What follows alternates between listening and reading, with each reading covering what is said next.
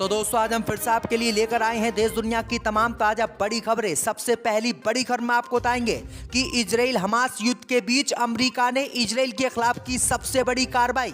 यरूशलेम में फिलिस्तीनी मुसलमानों पर हमला करने वाले यहूदियों को वीजा देने से किया इनकार। पूरी दुनिया के मुसलमान अमेरिका के फैसले से खुश। अमेरिका ने पहली बार इजराइल पर की है सबसे बड़ी कार्रवाई। इजराइल पर भड़के ईरान ने निकाल कर दिखाए दुनिया को अपने घातक हथियार, तो हथियारों को देखकर बौखला गया इजराइल। अमेरिका से मांग रहा अब रहम की भीख। उत्तर प्रदेश की सभी 80 लोकसभा सीटों पर आरएलडी ने अकेले चुनाव लड़ने का किया ऐलान। समाजवादी पार्टी से टूटेगा गठबंधन। गाजा पट्टी में पहली बार इजराइल ने उतारी महिला सैनिक, तो हमास के लड़ाकों ने चुन चुनकर सुरंगों में किया इनको खत्म। इजराइल की सेना ने अल-शिफा अस्पताल में 55 किलोमीटर लंबी सुरंग होने का किया दावा, हमास ने बताया झूठ।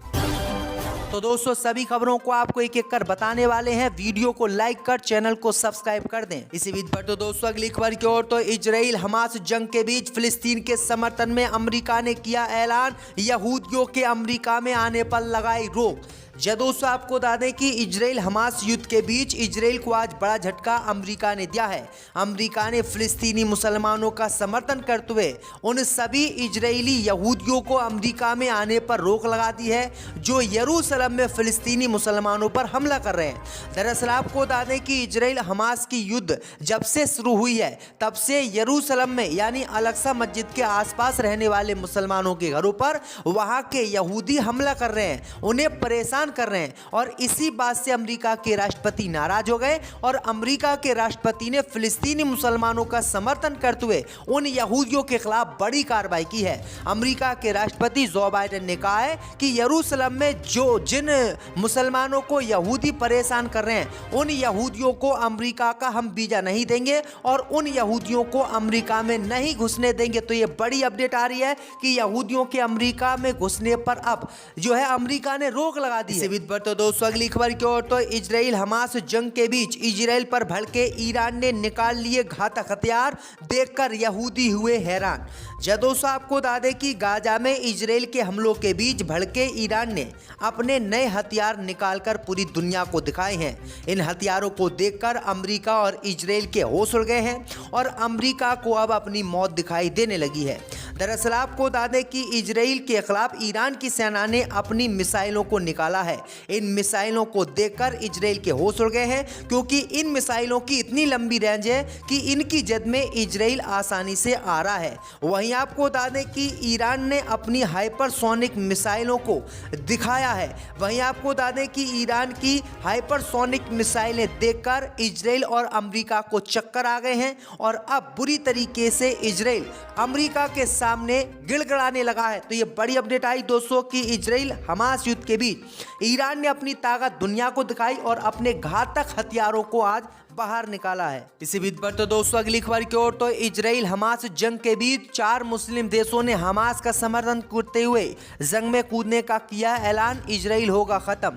दोस्तों आपको बता दें कि इजराइल हमास जंग के बीच फिलिस्तीनी मुसलमानों के लिए अब 4 मुस्लिम देशों ने इजराइल से जंग लड़ने का मन बना लिया है। खबर सामने निकल कर आ रही दोस्तों कि अल-अक्सा मस्जिद और मुसलमानों की हिफाजत के लिए यूएई, सऊदी अरब, ईरान और कुवैत सामने आए हैं। इन चारों देशों ने इजराइल के खिलाफ जंग लड़ने का ऐलान कर दिया है। वहीं आपको बता दें कि अगर इन देशों की सीधे तौर पर एंट्री हो जाती है तो तीसरा विश्व युद्ध होने से कोई नहीं रोक पाएगा और इस विश्व युद्ध में इजराइल की हार होना तय है। वहीं आपको बता दें कि 4 मुस्लिम देशों के हमास के समर्थन में उतरने पर इजराइल भी बौखला गया है और इजराइल भी अब युद्ध विराम करने पर सहमत हो रहा है। तो ये बड़ी अपडेट आ रही दोस्तों। इसी बीच पर तो दोस्तों अगली खबर की ओर, तो गाजा युद्ध में पहली बार उतरी महिला पुरुषों की मिश्रित बटालियन गाजा में कई क्षेत्रों को दे रही हैं अंजाम। दोस्तों आपको बता दें कि भारत और इजराइल के बीच लंबे समय से युद्ध जारी है जिसमें अब तक 12,000 लोग की मौत हो चुकी है। इस बीच इजरायली रक्षा बलों ने बताया है कि युद्ध में अब पहली बार महिला और पुरुष सैनिकों की मिश्रित बटालियन गाजा में लड़ रही है। वहीं आपको बता दें कि इजराइल की सुरक्षा बल ने जानकारी दी है कि महिला अब गाजा पट्टी में उतर चुकी हैं और महिला सैनिक हमास के लड़ाकों से जंग लड़ रही हैं। इससे पहले आपको बता दें कि अल-शिफा अस्पताल के पास में हमास के लड़ाकों ने एक इजरायली महिला सैनिक को मौत के घाट उतार दिया था और उसका शव अस्पताल के पास में ही मिला था, जिसके बाद इजराइल ने महिला सैनिकों को वापस बुला लिया था। लेकिन अब फिर से महिला सैनिकों को इजराइल की सेना ने गाजा पट्टी में उतार दिया है। तो ये बड़ी अपडेट आ रही दोस्तों, इन महिलाओं को चुन चुनकर हमास के लड़ाके मार रहे हैं। इसी बीच पर तो दोस्तों अगली खबर की ओर, तो उत्तर प्रदेश की सभी 80 लोकसभा सीट पर चुनाव लड़ेगी आरएलडी, किया ऐलान। जय दोस्तों, आपको बता दें कि देश में पांचों राज्य के विधानसभा चुनाव के बाद लोकसभा चुनाव 2024 की तैयारियां शुरू हो गई है। एनडीए और विपक्षी गठबंधन इंडिया अभी से लोकसभा की तैयारी में जुट गया है। अब खबर सामने निकल कर आई दोस्तों कि लोक दल के राष्ट्रीय महासचिव बनने के बाद विजेंद्र सिंह ने पहले मेरठ आगमन पर गाजियाबाद से लेकर मेरठ तक विशाल रोड शो करके अपनी ताकत का प्रदर्शन किया। वहीं आपको बता दें कि आरएलडी प्रमुख ने उत्तर प्रदेश की 80 लोकसभा सीटों पर अकेले चुनाव लड़ने का ऐलान किया है। वहीं आपको बता दें कि इस समय आरएलडी और समाजवादी पार्टी का उत्तर प्रदेश में गठबंधन है। गठबंधन होने के बावजूद आरएलडी ने सभी सीटों पर लोकसभा चुनाव लड़ने का ऐलान किया है, जिससे साफ होता है कि आरएलडी और समाजवादी पार्टी के गठबंधन टूट जाएगा और अकेले अकेले दोनों ही पार्टियां चुनाव लड़ेंगी। इसी बीच पर तो दोस्तों अगली खबर की ओर, तो इजराइल की सेना ने अल-शिफा अस्पताल में 55 किलोमीटर लंबी सुरंग होने का किया दावा, हमास ने बताया झूठ। जय दोस्तों, आपको बता दें कि इजराइल की सेना ने गाजा के अल-शिफा अस्पताल में 55 किलोमीटर लंबी सुरंग होने का दावा किया है। इजराइल की सेना ने कहा है कि हमने जब अल-शिफा अस्पताल पर हमले किए और हमले खत्म करने के बाद इस अस्पताल पर कब्जा किया तो इसमें कई सुरंगें मिली हैं और एक सुरंग इतनी लंबी मिली है कि इसकी लंबाई 55 किलोमीटर है। वहीं आपको बता दें कि इजराइल की सेना के इसी बयान पर अब हमास का बयान भी आया है। हमास ने इजराइल की सेना पर झूठ फैलाने का आरोप लगाया है। हमास ने कहा है कि अल-शिफा अस्पताल में कोई भी सुरंग नहीं है और इजराइल की सेना झूठ फैला रही है और इजराइल की सेना झूठ फैलाने में माहिर है। तो ये बड़ी अपडेट आई दोस्तों कि इजराइल की सेना अल-शिफा अस्पताल में सुरंग होने का दावा कर रही है, लेकिन हमास ने इस दावे को झूठा बताया है। इसी बीच पर तो दोस्तों अगली खबर की ओर, तो इजराइल हमास युद्ध में इजराइल का साथ देने पर अमेरिका के राष्ट्रपति के खिलाफ विरोध प्रदर्शन अमेरिका में हुए शुरू। जय दोस्तों, आपको बता दें कि इजराइल हमास जंग के बीच इजराइल का साथ देने पर अमेरिका के राष्ट्रपति जो बाइडेन फंस गए हैं। अमेरिका की जनता ने जो बाइडेन के इस फैसले का विरोध किया है और इजराइल के खिलाफ कार्रवाई करने की अमेरिका से मांग की है। दरअसल आपको बता दें कि अमेरिका के लोगों का कहना है कि अगर किसी भी देश में इस तरह का नरसंहार होता है, युद्ध होता है, तो अमेरिका दुनिया भर से अपील करता है कि इस युद्ध को खत्म करेंगे और हमला करने वाले देशों पर प्रतिबंध लगाता है। लेकिन इजराइल ने किस तरह से गाजा पट्टी में हाहाकार मचा रखा है, नरसंहार कर रखा है, वहां पर अमेरिका आखिरकार चुप क्यों है? इसी मामले को लेकर अमेरिका के राष्ट्रपति जो बाइडेन के विरोध में अमेरिका के लोग उतरे और इस जंग को खत्म करके इजराइल के खिलाफ कार्रवाई करने की मांग की। अब देखना यह होगा कि अमेरिका के राष्ट्रपति जो बाइडेन क्या कार्रवाई इजराइल के खिलाफ करते हैं।